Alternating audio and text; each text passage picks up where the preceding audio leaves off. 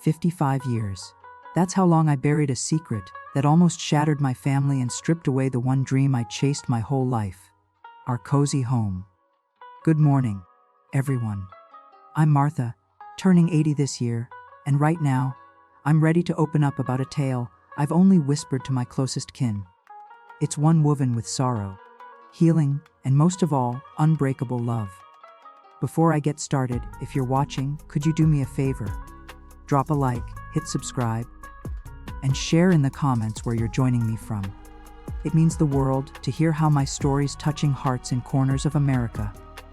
I came into this world in 1945, in Morgantown, West Virginia.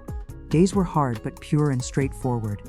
Dad labored deep in the coal pits, while Mom tended to me and my kid sister, Dorothy. We played with those handmade fabric dolls she stitched, whispering about the families we'd one day build. At 18, Thomas entered my life. He apprenticed in his dad's woodworking shop, his palms rough from handling timber all day. Quiet, honorable, and diligent. That was him. He didn't say much, but one glance from those eyes told me all I needed to know. We began seeing each other with my father's okay, keeping everything proper.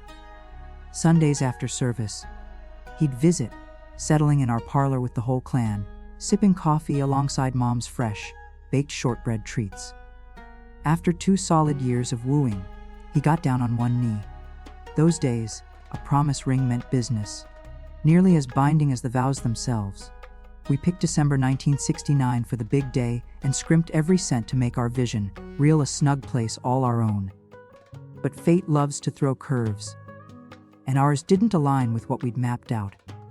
September rolled in, just 3 months shy of the wedding, when Thomas's father suffered a stroke up in Pittsburgh, living there with his new wife.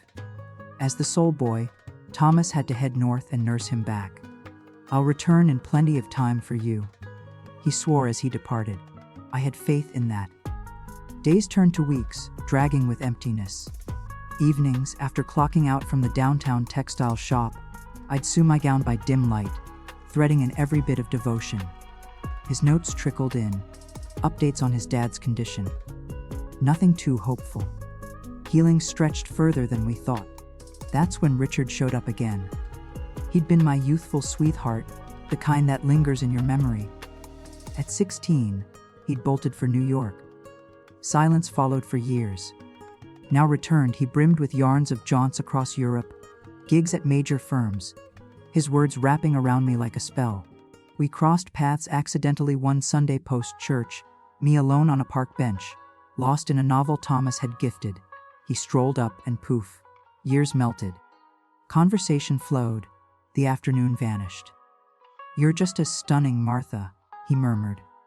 I ought to have blurted my betrothal right then, my upcoming nuptials, but the confession stuck. Vanity. A silly urge to recapture that spark.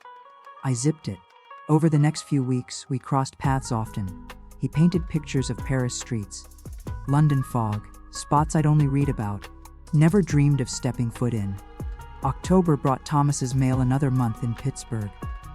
A shift hit me deep. I felt cast aside, terrified he'd stay gone, snag someone glamorous up there. Fear whispered he'd forget me. Then came that stormy evening, post-meal at our town's sole upscale eatery. Richard leaned in for a kiss. I knew better. Loyalty to Thomas demanded I pull back. Yet, with his vows of whisking me to Portugal for his next job, I surrendered. A lapse I'd regret eternally. For 3 glorious weeks, it felt like a fairy tale. He spoke of wedlock, globetrotting side by side, horizons unfolding. I pictured an existence wilder than the steady one with Thomas. Excitement, discovery. Until a crisp November dawn, when Richard arrived, expression altered. "I ship out next week, Martha," he announced. "Portugal calls urgently." "Us," I pressed, chest squeezing. "I adore you, but not yet. Down the road, perhaps." Reality crashed like ice water. He dangled tomorrows, never todays. I saw it clear to him. I was a fleeting diversion in our sleepy burg. Days later, he vanished, slipping a curt note. "You'll always have a spot in my soul, Richard." Crush didn't cover it, but the real storm brewed ahead. 2 weeks on, I realized expecting. My universe crumbled. How to face Thomas. Our future. Done. Family disavowment. Town gossip. I wept rivers those days. Then Thomas's letter homeward bound. Dad improving, ceremony on track. There, in panic, I chose a path that redefined everything. Silence. I concealed the bump best I could. Come December wedding, I was nearing 2 months. Robert arrived 7 months post. Vows I claimed early labor. Tongues wagged, sure, but Thomas accepted, or acted it. He cradled our boy with pure joy, gentleness piercing my soul amid the deception. Soon after, we fled for a clean slate. Thomas landed a gig in Burlington, Vermont. Off we went, ditching the whispers. There we blended in. A fresh pair with an infant, crafting from scratch. Time flew. Robert thrived, sturdy and bright. Thomas parented him fiercely, imparting skills, doubling shifts for chances we'd lacked. Through grit, we snagged a quaint fixer-upper in the Heritage neighborhood, tiny, worn, but ours. Site of birthdays, holidays, milestones. Robert earned his engineering degree, wed, blessed us with grandkids. Thomas stepped back from building, body worn from decades of toil. I hauled that burden, year upon year, era after era. Spotting Richard's echo in Robert's grin, his stride. Chest pains, dread the lid would blow. That dread exploded 55 years on, from the last soul I'd suspect, Dorothy. Her path, rocky, marriages crumbled, stability elusive. She coveted our harmony, our nest. 2014 she crashed with us, claiming a reset post-breakup. One afternoon, sorting an antique chest, she pitched in. Amid snapshots and papers lurked my journal from back then. Knave, frantic entries, Richard, the baby, terror of losing Thomas. I couldn't torch it, it gripped a hidden me. Dorothy swiped it unnoticed. Weeks passed, then she confronted, smirk sly, thumb in hand. Time for a chat, sis, she drawled. Found gold on your precious Robert. Ice in my veins. Decades later, nightmare alive. She spilled debts mounting from a busted venture, collectors circling. Pay up quick, or the house is mine, or Thomas learns Robert's no kin. Blow after blow. My sibling extorting, appending our hard-won calm. Thomas, 75, fresh heart scare, how to break it? I pleaded, dangled savings. No dice, the deed or bust, sleepless agony, I caved. Signed it over. Sworn secrecy to Thomas and Robert. To them, fibbed medical costs, insurance gaps for Thomas's looming ops, blind trust. We relocated to a dingy rental outskirts. Dorothy flipping our having cheap for quick cash. Watching Thomas in that tight space, exiled from his cherished yard, our shared history. Agony gnawed daily, worse, half a century still dodging my own honesty. Robert, ever sharp, sniffed trouble. Prob docs, no surgeries needed. House, undervalued, fire sale. Traps snap, evasion over. Boldest move, full disclosure. Gambling my anchors, but shedding the load from age 24. Truth from me, not her venom. Simple supper in our squeeze box flat. Thomas's cornbread, Robert's crispy poultry. Post meal I urged them seated. Palms quivering, voice cracking, go time. A confession, long overdue. Thus dawned the eve reshaping us eternal. Lord, the strain. Knees buckled, I feared collapse. Table hush thick as fog, wall clock. Thomas's old repair from our first pad, ticking merciless. Tick, tock. Oons per pulse. Something to share, I murmured. 50 plus years hidden, met Thomas's gaze. Those warm browns, loving through storms. Then Robert's, our boy. Blood be damned, Thomas forged him. 1969. Your dad in Pittsburgh for Grandpa. I slipped. Words clawed out, ripping me. Richard, old flame. Back from abroad, tales and oaths. Thomas statue still. Robert puzzled, brown knit, tangled, short, wrong. But real, dad home I carried. Boom.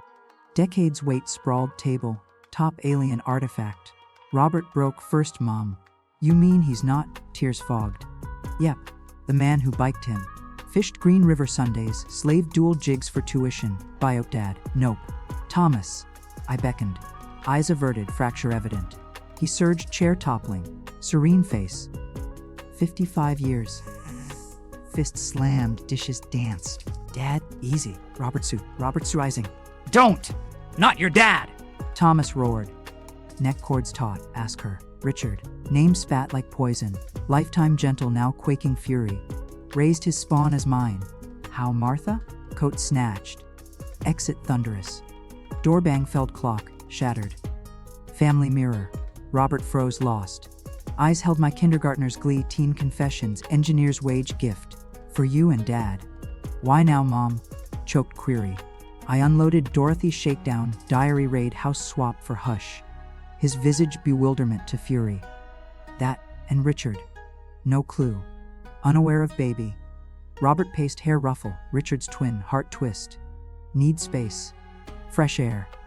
Departed steadier but rocked. Me solo with remnants, busted timepiece signaling close. Longest vigil ever. Armchair vigil by silent phone begging calls returns. Pondered 50+ years tapestry with Thomas. Joys, trials, triumphs. One pre-vow blunder erases all. Dawn Robert back, haggard, circles deep, yet soft. Hands clasp mine. Wrong, Mom. Deceit hurt, but I get the panic. Tough era, young heart. My tears flowed, he 55 consoling me. Thomas. He'll need ages to swallow. Uyghur. Joe's. Shop buddy. Safe, but no chats yet. Hell days followed. Robert to city, vowing mediation. Me, marital solitude, first time ever. Calls ignored, notes via Joe bounced. Day 3, desperation drive to Joe's. Jolly Joe, grave, not ready Martha. Space. Please. Begged sorry. Love him beyond words, our years real. Beard stroke sigh, message delivered. No guarantees. Home, wait, hour, afternoon dusk. Hope's dimmed knocks. Thomas. Aged overnight, shirt creased from flight. Wordless entry, couch slump. Thomas. Hand up, gravel voice, weary. Days of rage like none. Wanted oblivion. You gone, knives twisted earned. Then memories flooded. Pause crack. Robert's birth. Tiny. That shoulder mark like grandpa's. Sad grin. First steps Dada. You missed, kitchen bound. Bike crash, ER dash, me frantic. Graduation pride. First family engineer. Wedding grandbaby in arms, careful grandpa. Breaths labored, tears tracing. Eyes locked pain, love brew, winded me. 55 years birthed, nurtured man-made. Biked fished, integrity lessons. Cuddled sobs, cheered winds. Silent tears traced paths down Thomas's weathered cheeks. I remember Robert's first tumble off his bike, splitting his eyebrow. I rushed him to the hospital, more panicked than he was. He said, voice thick. His graduation, watching our boy, the first in our line, clutch that engineering degree. His wedding, when he handed me our tiny granddaughter and whispered, careful. Thomas drew a shaky breath, his chest heaving. When his eyes, brimming with hurt and love, met mine, my breath caught. For 55 years, I saw this child grow into a man. I taught him to pedal, to cast a line, to live true. I held him through tears and cheered every triumph. He paused, searching for words. If that's not fatherhood, I don't know what is. I broke, collapsing to my knees, gripping his work-worn hands. Forgive me, Thomas. For not trusting you, for hiding this all these years. He drew me to the couch beside him. It stings, Martha, deep, but I'm too old to toss away a life over a past mistake. Robert's my son, not by blood, but by every moment we've shared. The door creaked open. Robert stood there, spare key in hand, unsure if he belonged. Come in, son. Thomas called, arm outstretched. Robert hesitated, then stepped forward. Thomas rose, pulling him into a fierce embrace. I'm sorry for what I said, he murmured. You're my son. Always have been, always will be. Robert, towering and strong, crumpled in his father's arms, sobbing like a child. You're my only dad, the only one I need. We clung to each other, a family scarred but unbroken. Tears sealing a fragile hope that we could mend. One shadow lingered, Dorothy and the home she stole. I didn't confess just to unburden. I said later, calmer. Dorothy's selling our house, the one we built with sweat and love. Robert's brow furrowed. That's blackmail, Mom. It's illegal. What can we do? I asked, helpless. Exposing her means the town knows our story. Thomas's voice cut through, steady as ever. Let them know. I'm proud I raised you, Robert. and I won't let her rob our life's work." His eyes sparked with the fire of the young man I'd fallen for. Unyielding. "Tomorrow we find a lawyer. We take back what's ours." That night, I slept lightly, worries swirling, but nestled beside Thomas, in the bed we'd shared for decades. Things wouldn't be the same. Cracks remained, but maybe we could build anew. Next morning, under Vermont's cloudless blue sky, we drove to Mr. Paul Mendez's office, a sharp young lawyer Robert knew from college. My nerves jangled. Bearing our secret to family was brutal. Now to a stranger. No choice if we wanted our home. Paul greeted us warmly, unaware of the storm we'd unleash. For an hour I recounted 1969, Richard's affair, my hidden pregnancy, Robert's birth, 55 years of silence, and Dorothy's diary, fueled extortion. Paul listened, jotting notes, his face neutral. Bless him for that. "Mrs. Martha, that's extortion, a crime," he said gravely. "We can void the property transfer and pursue charges." "Charges?" I faltered. "Dorothy, my childhood playmate, the girl I baked with." "Your call," Paul said gently. "We can focus on the house, skip criminal action." Thomas and I locked eyes, a silent pact forged over decades. "Just the house," he said. "No jail for her," Robert spoke up. "I've got something." He pulled out his phone, playing a recording of Dorothy gloating about outsmarting us. I was stunned. He'd confronted her alone. Paul's eyes lit up. "This seals it. We'll nullify the transfer for coercion." Relief mixed with dread as we left. Hope for our home, but facing Dorothy loomed. "I need to see her," I said in the car. "To understand why." Robert hesitated. "She might lash out, Mom." "Your mother's right," Thomas said. "Some truths need eyes on." We drove to our old house, now Dorothy's. The rosebushes Thomas planted sagged, the gate he built creaked familiarly. Dorothy answered, flowery dress clashing with her dyed hair, face shifting from shock to defiance. "What do you want?" she snapped, bearing entry.